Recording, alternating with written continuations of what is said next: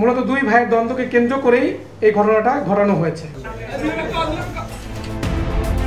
কুমিল্লার মুরাদনগরে ঘরের দরজা ভেঙে ধর্ষণের ঘটনায় নারীকে পাশবিক নির্যাতনের ভিডিও ছড়িয়ে দেওয়ার ঘটনায় শাহপরান সহ 4 থেকে 5 জন জড়িত আছেন বলেন ভুক্তভোগী পরিবারের সদস্যরা। ওই নারীকে ধর্ষণের অভিযোগে গ্রেফতার ফজর আলীর আপন ছোট ভাই শাহপরান। ভিকটিমের দাবি, অভিযুক্তরা শারীরিক নির্যাতন করে, সেই সাথে শ্লীলতাহানি করে এবং সেই ঘটনার ভিডিও ধারণ করে। পরে সেই ভিডিও ছড়িয়ে দেওয়া হয় সামাজিক যোগাযোগ মাধ্যমে। চাঞ্চল্য ছড়িয়ে পড়ে সারা দেশে। ভিকটিম বাদী হয়ে নারী শিশু নির্যাতন দমন আইন ও পর্নোগ্রাফি আইনে থানায় মামলা দায়ের করেন। মূল হোতাদের ধরতে শুরু হয় র্যাবের নজরদারি। ওয়ালটন এখন দেশের সীমানা পেরিয়ে পৌঁছে গিয়েছে 50টিরও বেশি দেশে। ওয়ালটন, ঘরে ঘরে বিশ্বজুড়ে।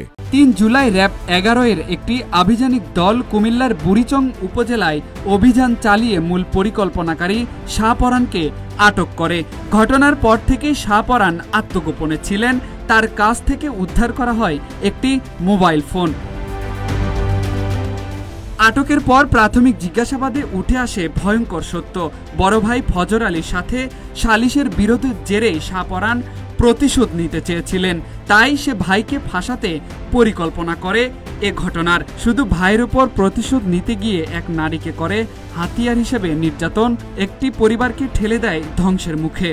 এখানে ঘটনাটা ঘটেছিল দুই ভাইয়ের মধ্যে, শাহপরান এবং ফজর আলী। ফজর আলী যে অলরেডি অ্যারেস্টেড, যিনি ধর্ষক হিসাবে পরিচিত হয়েছে এবং যা তার নামে অলরেডি মামলাও হয়েছে। ওখানে ঘটনা যেদিন ঘটে তার 15 দিন পূর্বে ভিকটিম তার স্বামীর বাড়ি থেকে তার বাপের বাড়িতে আসে এবং এই ফজর আলী যে কিনা ধর্ষক হিসাবে অ্যারেস্টেড, সে এই ভিকটিমের মাকে সুদের বিনিময়ে 50,000 টাকা ধার দেয়। সো সেই ধারের টাকা আদায় করার জন্যই মাঝে মাঝে তাদের বাসায় যেত। ঘটনার দিনও তেমনি এই টাকা আদায়ের সূত্র ধরেই তিনি ওই বাসায় গিয়েছিলেন রাতের বেলা এবং এইটা শাহপরান জানতো যেদিন সে যাবে। সে প্রেক্ষিতে শাহপরান তার লোকজন সেট করে দেয় যে এরকম এই টাইমে যাবে, তোমরা যদি তাকে ধরতে চাও। ফজর আলী তার ওই ঘরের ভিতরে ভিকটিমের ঘরে প্রবেশ করে। তার কিছুক্ষণ পরেই এই শাহপরানের লোকজন ভিকটিমের ঘরে প্রবেশ করে এবং তাকে বিবস্ত্র করে ভিডিও ধারণ করে সেটা পরবর্তীতে সোশ্যাল মিডিয়ায় ছড়িয়ে দেয়। যে মব সৃষ্টি এবং সোশ্যাল মিডিয়ায় ভিডিওটাকে ভাইরাল করার পিছনের নেপথ্য কাহিনী মূলত দুই ভাইয়ের দ্বন্দ্বকে কেন্দ্র করেই এই ঘটনাটা ঘটানো হয়েছে। র্যাব জানিয়েছে গ্রেফতারকৃত শাহপরানকে মুরাদনগর থানায় হস্তান্তরের প্রক্রিয়া চলছে। এ ঘটনার সাথে জড়িত অন্যান্যদের ধরতেও অভিযান অব্যাহত রয়েছে। ফেরদৌস প্রামাণিক, নিউজ ডেস্ক, ইত্তেফাক।